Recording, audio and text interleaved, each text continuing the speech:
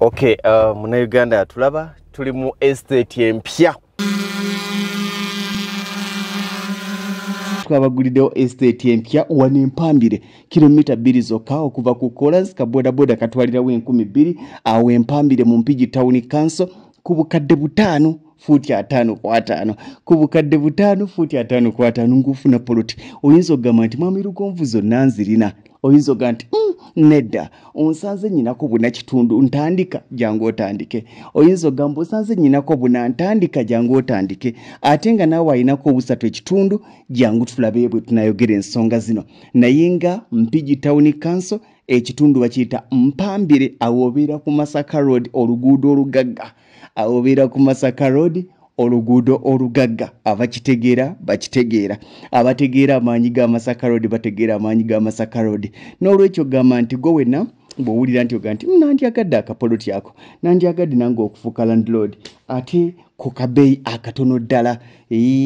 futi 5 kwa 5 nga nkuwa poloti ku bukadde 5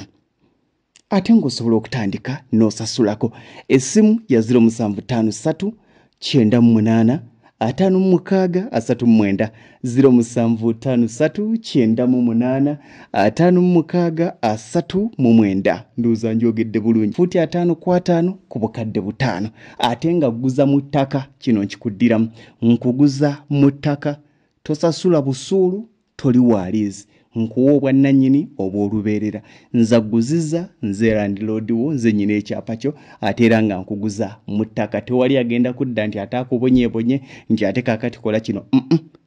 futi 5 kwa 5 bukadde 5 oyinako obuna ekitundu jangu twogere oyinako obuna jangu twogere oyinako obusatu ekitundu jangu tulabe naye nga bwandibadde bunaku buna kitundu obukusasula omulundi ogumu n'otandika n'okozesa ate ng'ekyenjalo kituyina ffe bw'osasula ettaka tewaliga nti ate lindako gundi ekole bweti otandikirawo okukozesa ekitundu kyo nga bw'okiguze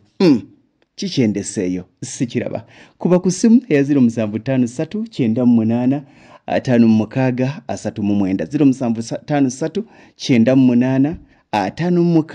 56 kambagaliza obuwanguzi kambagaliza ebirungi ebyerere kambagaliza okufuuka balandlord naawe osobola oga nti mwami Lugonvu kanteekeko akasente kange nze bwe naafuna omuntu wange yenna oba sinayo muntu wange newe naafunira omuntu ajja anajja n'alabawo kubanga ekirungi nti ekifo kirabye location ogirabye tewaliga nti ate wantu sikola ki simanyiyewa kambagaliza ebirungi ebyerere